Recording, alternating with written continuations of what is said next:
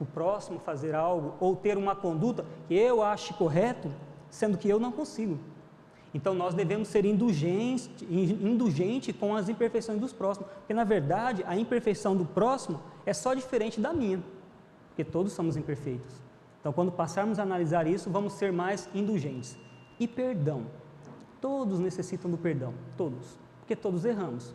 Estamos no planeta de provas e expiações para a evolução, então todos aqui precisam de perdão. Todos, encarnados e desencarnados, precisam de perdão, todos, certo? E aí, a respeito do perdão, é extremamente interessante quando a gente recorda de uma frase dita por Divaldo, trazida do plano espiritual por Joana de Ângeles, né? Agradecer sempre a Deus o bem que nos acontece, o mal que não nos acontece e também ao mal que nos acontece. Porque em verdade só nos acontece aquilo que temos de necessidade. Muitas vezes todos nós, só agradecemos o que acontece de bom. Puxa vida, me aconteceu algo de bom, graças a Deus, muito bom. Ok, mas será que agradecemos o mal que não está acontecendo, um acidente, uma doença? Ou o mal que nos acontece, que a grosso modo nós vemos como algo terrível, quando na verdade não é? Quando na verdade não é, porque quando algo ruim acontece em nossa vida e nós achamos que é ruim, é a nossa percepção, porque a de Deus não é essa. Deus é perfeito, Ele sabe que tudo que é colocado em nossa vida é para a nossa evolução. Porque se eu achar que não deve acontecer aquilo ou que eu não mereço, Deus é injusto. E Deus não é injusto. Uma das características de Deus é ser justo. Então agradecemos a partir de hoje a todo o mal que nos acontece também. Não buscando o mal, mas agradecendo o mal que chega a nós, porque é necessário. Infelizmente, para nós a dor ainda é necessária. E a dor não é uma maldade ou não é uma punição divina. Não é. Na verdade, a dor é uma bênção que Deus utiliza, uma estratégia que Deus utiliza para nos ensinar e nos reeducar e fazer com que todos nós voltemos ao caminho do bem, caminho da verdade, da justiça. Então, muitas vezes, quando algo de ruim está acontecendo, é um chamamento, é uma estratégia que Deus está utilizando para que nós abrimos nossos olhos e passamos a entender coisas que muitas vezes não estamos entendendo, que na verdade é as leis de Deus. E aqui, para fechar essa parte, o conceito de caridade apresentado pelos espíritos da codificação é uma síntese do programa de assistência material, moral e espiritual também, exposto de forma clara e objetiva pelo Cristo, por Jesus, certo? E olha que interessante, muitas vezes, muitos do que possam ler essa frase falam, puxa vida, mas de forma alguma. Olha o que Divaldo trouxe a nós. Ele disse o seguinte: ninguém poderá carregar os fardos de suas dores. Ninguém. Eduque-se com o sofrimento. Então traz mais uma informação para nós que muitas vezes o sofrimento ele é salutar. Hoje não entendemos, mas se a gente parar daqui décadas, anos ou reencarnações, a gente vai ver e ter a noção que a dor ela é muito salutar e benéfica. Então, já que ninguém poderá carregar os nossos fardos, acostumemos com a dor, acostumemos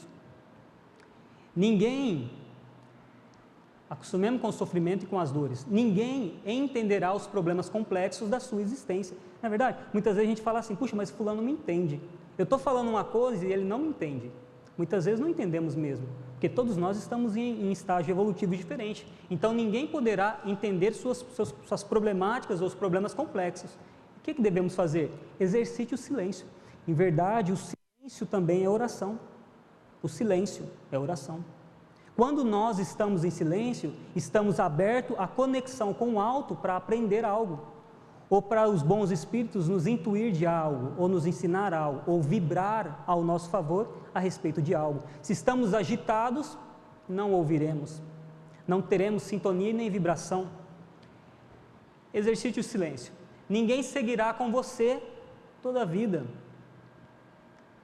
Indefinidamente, acostume-se então com a solidão. Ninguém gosta de ficar sozinho, não é?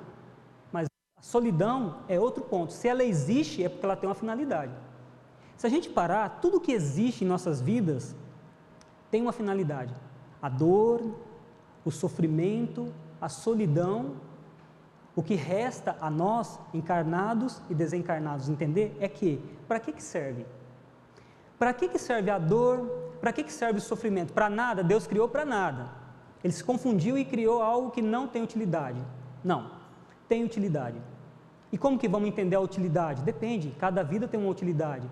E uma maneira fácil de entender isso é estudando. Estudando. Temos que estudar constantemente as leis de Deus, as obras espíritas que dão um esclarecimento tremendo para nós. A doutrina espírita em verdade é um telescópio que Jesus coloca em nossas mãos para a gente observar as coisas. Um telescópio. Então, através do estudo da doutrina, a gente pode ter essas respostas. Ninguém acreditará nas suas aflições, que suas aflições sejam maiores do que as do vizinho. Liberte-se delas com o trabalho da autoiluminação. Sempre. O estudo, a iluminação, o trabalho, que muitas vezes muitos correm do trabalho, não gostam do trabalho. Não vou trabalhar não, é cansativo. O trabalho é uma bênção. E dificilmente, quase que impossível, dificilmente uma pessoa que trabalha fica doente. Muito difícil. O trabalho verdadeiro, muito difícil. Então, o trabalho em verdade é outra lei, outro ponto que Deus, outra ferramenta que Deus proporciona a nós, evolução. Trabalhar sempre. Em todos os sentidos. Não só financeiro para o nosso sustento e sustento dos nossos entes queridos, como também para a doutrina espírita, para Jesus, levando a palavra aos que choram. Tem tantos chorando. Em Rio Preto tem tantos irmãos chorando, em pranto, por diversos motivos. Então, trabalhemos sempre. Bom, só que fica pesado, né? Puxa, eu tenho que sofrer? Não. O sofrimento, a dor é inevitável. O sofrimento vai depender de você, é opcional. Mas, esse ser de extrema luz nunca disse que estaremos sozinhos. E nunca disse que caminharemos sós com nossas forças. Ele sempre está de prontidão a nos auxiliar. Uma representação, uma imagem para lembrar do Mestre. Em verdade, Jesus não é isso. É uma representação dele. Né? Bom, então passamos a analisar outros pontos. Caridade e amor ao próximo, quando a gente pega na questão, continuação 882, caridade, segundo Jesus, não se restringe à esmola, como já dissemos. Abrange todas as relações em que achamos com os nossos semelhantes, seja com nossos inferiores, nossos iguais e os nossos superiores. Sempre é possível fazer algo, porque sempre vai ter alguém um pouco menor que você, sempre vai ter alguém do mesmo parâmetro do que você, espiritualmente falando, e sempre vai ter alguém acima de ti, sempre. Então, sempre é possível fazer algo. Os espíritos superiores, o que eles fazem? Auxiliam os menores. E nós podemos auxiliar os menores ainda. Pessoas, muitas vezes, que estão numa faixa vibratória um pouco baixa, podemos fazer algo sempre. Então, a caridade não tem justificativa. Não tem. O ato de não fazê-la, não exercitá-la, não tem justificativa. E aqui traz uma informação importante, mais uma comprovação que o Mestre, que Jesus, sempre exercitou a caridade e nos ensinou essa lei maravilhosa. Lá em Mateus 25 está escrito assim: quando vier o Filho do Homem na sua majestade, então dirá o Rei aos que estiverem à sua direita: entrai na posse do reino, que vos está preparado desde a fundação do mundo. Porque tive fome e me deste de comer, tive sede e me deste de beber. Então perguntarão aos justos: Senhor, quando foi que te vimos com fome e te demos de comer? Ou, quando com sede e te demos de beber? Em verdade vos afirmo que, sempre que o fizeste a um destes meus pequeninos irmãos, a mim fizestes. A mim fizeste. Então, sempre é possível fazer um pouco mais. Sempre é possível. E devemos fazer. Por quê? Porque nós ouvimos sempre falar que temos que fazer o bem. Por que devemos fazer o bem, praticar o bem? Né? Se a gente parar para pensar, quando a gente vem na casa espírita, o que é mais importante para nós? A palestra ou o passe? Eu já ouvi várias respostas. A palestra, o passe e tal. Pois tem irmãos que já estão vibrando numa faixa que vem ao centro, ou para o trabalho, ou pela palestra, porque não necessita do passe. O passe não é fundamental, ele é importante, ele ajuda. Ele ajuda. Só que você pode ver uma vida inteira no centro espírita e tomar passe uma vida inteira e não resolver nada na sua vida. Absolutamente nada. Porque aqui não tem milagre. Aqui tem leis. Leis que nós estudamos, leis deixadas por Deus e que entendemos e seguimos-as. Então o passe, na verdade, se a gente for analisar, é um alívio para uma dor, né, que nós temos. Porém, o estudo é mais importante. O cumprimento das leis é mais importante. O entendimento das leis é mais importante. Então nós temos que nos atentar. Se aqui está a chave e o ponto mais importante, passamos a entender. Há de chegar o tempo que todos nós não necessitaremos mais do passe, né, que por enquanto ainda necessitamos. Então vamos entender um pouco mais. O que Jesus quis dizer com isso? Quis dizer que é sempre possível fazer algo ao próximo e devemos fazer. Por quê? Porque isso é importante, porque Deus, com as suas leis e com as entidades venerandas, constantemente nos auxiliam. Aqui no centro agora tem inúmeros trabalhadores nos auxiliando. Enquanto todos nós estamos aqui trabalhando, ouvindo a palestra, ou os desencarnados estão ouvindo a palestra e não tiveram oportunidade em vida de ouvir e estar aqui hoje, tem espíritos trabalhando constantemente. Então nós não podemos ficar no ócio, devemos trabalhar também praticando a caridade, que é auxílio ao próximo, uma das caridades. Mas a financeira não é importante? Não, ela é muito válida ainda. Infelizmente, nós ainda no nosso planeta necessitamos da caridade material, porque tem muita gente ainda passando fome. Por quê? Porque nós somos um pouco ainda egoístas, né, orgulhosos e retemos os recursos para nós. Mas cada um responderá por si. Então, em verdade, a caridade financeira ela ainda é muito importante. O que todos os espíritos mais evoluídos que aqui tiveram, praticou. Só que não podemos deixar de entender que a caridade moral, espiritual, ela é superior, sempre. Porque, na verdade, se desenvolvemos a espiritual, a material vem como consequência. Simplesmente como cumprimento da lei, e não como um esforço nosso. Ok? Então, né, José Silveira, na obra As Características do Serviço de Assistência, ele traz um pouquinho mais de informação para nós. A exortação à caridade se encontra presente na lição em referência, uma vez que o atendimento às carências humanas, tanto materiais como morais ou espirituais, reclama o comprometimento afetivo entre quem ajuda e quem é ajudado. E esse comprometimento apenas se concretiza onde há os sentimentos de benevolência, indulgência e o perdão, a definição de caridade ensinada pelo Cristo, praticada pelo Cristo. Ele não só nos ensinou, como também vivenciou. Isso está a chave da coisa. Muitas vezes nós aprendemos muita coisa, mas não colocamos em prática, o que não resolve. Saber ou ter o conhecimento não resolve em nada se não houver o cumprimento dessas leis, cumprimento desses ensinamentos. Tem que cumprir. Você tem que praticar e exercitar, sempre. Só aprender não resolve. Vir aqui sentar, aprender, ouvir ou ler uma obra e entendê-la e não praticar, não resolve, não vai mudar nada em nossa vida. Então devemos caminhar, trabalhar sempre, sempre, sempre. Seguindo, o que mais temos para nós aqui? Outra informação de O Livro dos Espíritos, 913. O Espiritismo também assevera que fora da caridade não há salvação. Então, devemos praticá-la, porque ela é uma ferramenta para evoluirmos. E lembrar sempre de que um bem que nós fazemos, que todos nós fazemos, anula uma multidão de erros cometidos. Nós estamos aqui no planeta de provas e expiações, não é por acaso. Estamos aqui para resgatar erros e dívidas do pretérito.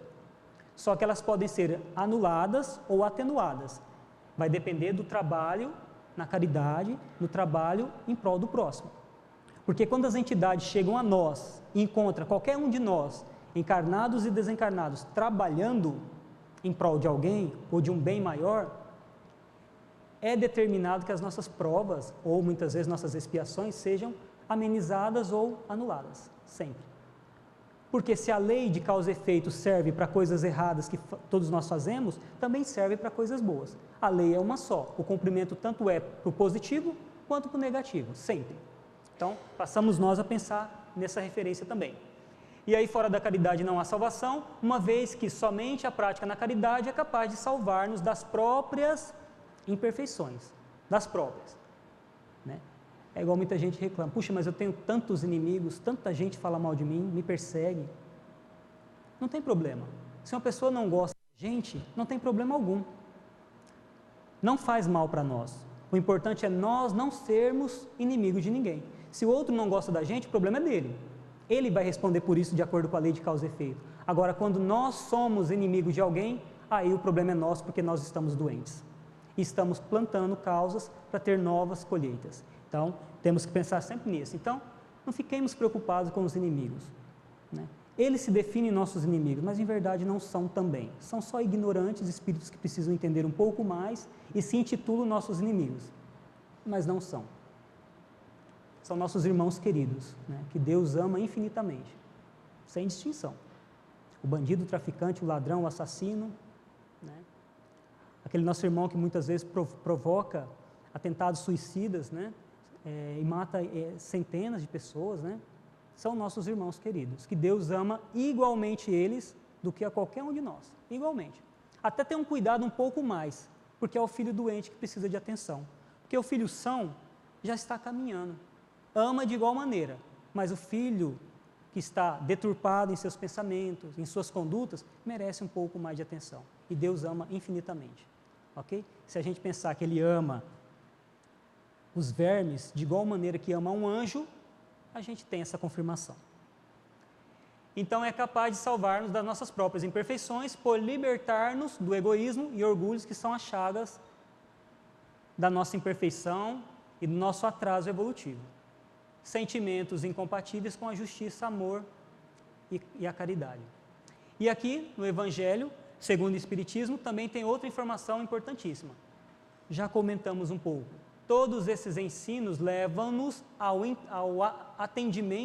entendimento de que a caridade é a própria essência do amor ao próximo. Então, praticar a caridade é um ato de amor. Então, em verdade, a gente vai confirmar que a caridade é o amor em ação, é o amor em movimento. Temos essa informação também. Então, o amor fraternal, uma vez que este sentimento, para expressar-se com todo o seu fulgor, deve conter os mesmos ingredientes da caridade, isto é, a benevolência, a indulgência e o perdão ensinado pelo Mestre. Certo? Bom, e a última parte aqui, amar o próximo como a si mesmo, é a grande lei que Jesus deixou para nós e nos ensinou. Porque se a gente ama o próximo como a nós mesmos, não vamos fazer mal a ninguém. Porque a gente não faz mal a outro da mesma forma que a gente faria a nós, jamais. Se nós nos amamos e devemos ter essa conduta da mesma forma com o próximo, a gente vai amar o próximo, porque a gente julga nos amar. Acho que todos aqui se amam, não é? Então a gente deveria ter a mesma conduta com o nosso próximo. Então, amar o próximo a si mesmo, fazer pelos outros o que quereríamos que os outros também nos fizessem. É a palavra do Mestre que ele sempre nos ensinou. É a expressão mais completa da caridade, porque resume todas as outras leis existentes, resume nessa frase do Cristo. E aqui mais uma informação, agora está no livro Pão Nosso, né, e também em Obras Póstumas. Pão Nosso, Obras Póstumas. O que traz? Mais uma informação, olha só. De fato, a fraternidade pura ou amor fraternal é a mais sublime dos sentimentos de relação entre as almas. Então, constantemente, sempre a gente vê expressado o amor, a caridade. São leis que nós temos que entender. Se todos nós quisermos evoluir e melhorar, temos que estudar e entender essas leis. Sabemos quase nada, quase nada. Tanto não sabemos quase nada que esse espírito de bilhões de anos à nossa frente, Jesus, bilhões de anos, deixou todo um manual para ser seguido e não seguimos. Não seguimos porque não entendemos ou não queremos entender. Aí depende.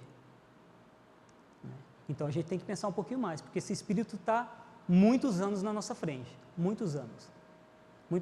Realmente é um irmão mais velho, tanto é que é o modelo e guia nosso. E é o governador da terra, não é à toa, tem um porquê. Nas obras póstumas, a fraternidade, na rigorosa acepção do termo, resume todos os deveres dos homens, uns para com os outros. Significa caridade, devotamento, abnegação, tolerância, benevolência, indulgência, perdão também. É por excelência a caridade evangélica. Já pensou? Olha quanto significado tem embutido na palavra caridade. Vamos lá, olha, quantas características e nós não praticamos nenhuma. Então esse é o chamamento da noite. Esse é o chamamento. Praticar a caridade moral. Praticá-la. É fácil? Não. Eu pratico em 100%? Não. Mas estou tentando. Todos aqui praticam em 100%? Não. Mas devem tentar. Estamos aqui para isso, para melhorar. Sempre. Bom, no Livro dos Espíritos também na questão 882. O amor e a caridade são o complemento da lei de justiça, pois amar o próximo é fazer-lhes todo o bem que nos seja possível e que desejáramos nos fosse feito. Tal o sentido desta palavra de Jesus: amai-vos uns aos outros como eu vos amei ou como irmãos. Não é à toa que tem Jesus, esse Espírito de extrema luz, o Mestre, deixou essa frase. Tem um porquê. Amai-vos. Amai-vos uns aos outros, porque assim estaremos praticando a caridade, com certeza. Bom, mais um slide traz para a gente questão 648, Livro dos Espíritos. O que mais de informação pode ter? Reforça o que já falamos. Ressalta-se ainda que a justiça, amor, caridade, essa lei com a tríade característica, constitui a rigor uma só lei, sendo em verdade a mais importante de todas as leis naturais.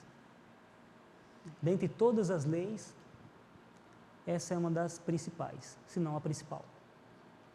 Aqui que já falamos, todas essas leis de adoração, trabalho, reprodução, conservação, destruição, transformação, sociedade, progresso e tantas outras, têm sua fundamentação nessa lei única que é de justiça, amor e caridade. Todas partilham de alguma informação dessa lei. Então, olha só, quantas leis temos que estudar? Olha só, quantas leis? Quantas leis não entendemos? Não entendemos. Então, já é tempo de estudarmos e compreender um pouco melhor. Passarmos a dedicar e esforçar um pouquinho mais no estudo para aprender um pouco mais, porque em verdade as palavras de Jesus são verdadeiras pérolas, são verdadeiros tesouros que nós temos em mãos e não entendemos. Ah, eu entendi, ele falou isso. Não. Esse espírito de extrema luz e envergadura, de bilhões de anos à nossa frente, não veio aqui falar de pescaria, não veio falar de termos simples, falava em parábolas para chamar a nossa atenção para algo maior. Embutido nas frases do Mestre tem coisas superiores e bem maiores. E nossas referências, espíritos que praticou em vida, praticamente toda a vida, a caridade. São grandes exemplos de caridade, tanto material, que não era a principal, quanto caridade moral e espiritual. São verdadeiros mestres, professores a nos ensinar algo, sempre regido pelo ser de extrema luz que é Jesus. Jesus. Todos seguiram o passo de Jesus, tanto é que estão anos-luz na nossa frente. Só que sempre há tempo. E Kardec, frase célebre, fora da caridade não há salvação. Para melhorar a vida, para tornar um pouco mais agradável, fora da caridade não há como. Então, é a dica da noite. Para concluir, Emmanuel, a caridade é o amor em ação. Simples assim. O ato da caridade moral e espiritual é o amor em ação. É o que Jesus sempre fez quando esteve em vida conosco e faz do plano espiritual sempre, hoje e eternamente. E nossa querida irmã, que trabalha incansavelmente para a evolução do planeta, com certeza. Amar, praticar a caridade é doar-se até doer. Até doer. Doar-se até doer. Financeiramente? Não. Isso é fácil. Coloca a mão no bolso, dou o que está me sobrando e está tudo certo. Não. Amar-se, quando está doendo, incomodando, aí sim está atingindo o ponto máximo da caridade e do amor. Ok? É isso a mensagem.